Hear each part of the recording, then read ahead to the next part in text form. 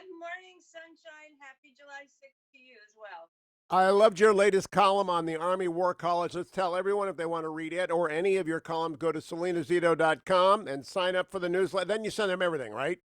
I do. I Right. don't bombard their email inbox, but whenever I travel and write a story, I send the stories out, and they're fun and they're not fattening.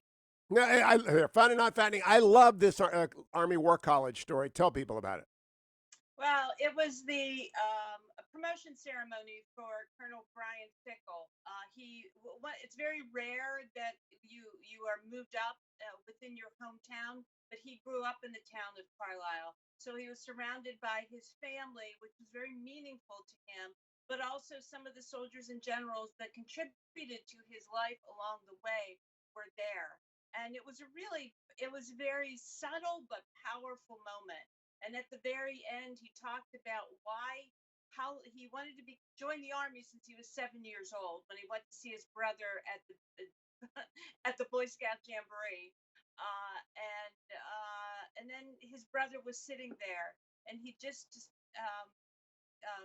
has come back from two bouts of cancer last year where he lost 80 pounds. And so it's a very emotional moment. But it's just these are the young people that make the big difference in the world and in our lives and contribute to the betterment.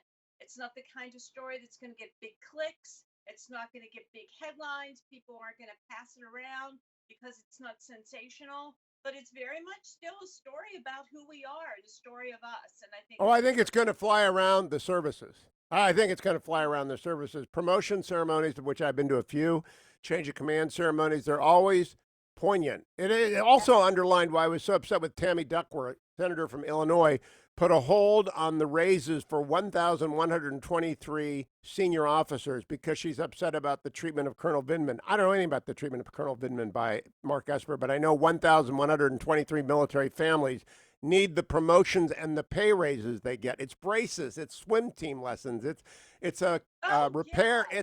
It's just crazy to hold American service people who have served decades hostage to your political agenda. Yeah, his was held up for 14 months, and through the grace of God, he was able to, and maybe a little people that knew him, was able to be promoted this past weekend. That is great. So Now, then I did went to you Gettysburg. did and that is also Carlisle is Gettysburg. People get the bonus of that. Did you listen to or read President Trump's Mount Rushmore speech? Yeah. So on July 3rd, that's the last day of the Gettysburg campaign. I have never missed going to Gettysburg. I went there. I got home, and in the anniversary week, 3 day period, July 1st, 2nd, and 3rd. And I went home and I listened and slash watched the speech. This is the best speech he's ever given. See, And that's what the Wall Street Journal said. I said that on Al Sharpton's show last night. Now you would have thought I triggered his audience because it was that good. it was incredibly good, and you can go over through a microscope through those words, and you cannot find what and then you go on Twitter or social media, and I don't know what they thought, what they heard, but it doesn't matter. The sort of mainstream reaction within New York and Washington D.C. to his speech astonished me. I don't understand why they can't hear the exact same thing just because he's saying it, and that has to be the only reason. But The that it, the Wall Street Journal this morning quoted the Los Angeles Times at Mount Rushmore. Trump uses Fourth of July celebration to stoke a culture war. New York Times. Trump uses Mount Rushmore speech to deliver divisive culture war message. Associated Press. Trump pushes racial division, flouts virus rules at Rushmore, and then from the Washington Post at Mount Rushmore. Trump exploits social divisions, warns of left wing cultural revolution in dark speech ahead of Independence Day. Those are all lies. That's just not true. That's why I'm playing this speech. Last word to you, Salena. absolutely not true. It was an aspirational speech. It was a speech to bring people together, but it was also a speech to say, "Hey, we're not going to tolerate this stuff anymore. We're not going to do that. This is who we are." and it's as though they like had a meeting and said, hey, this is the line we're going to go with this speech, and everybody on board. Okay, let's do this. It's the blue bubble echo chamber. They all got each other's reactions and they all wrote the wrong speech, revealing that they're not really reporting. It's all editorializing and they hate Trump.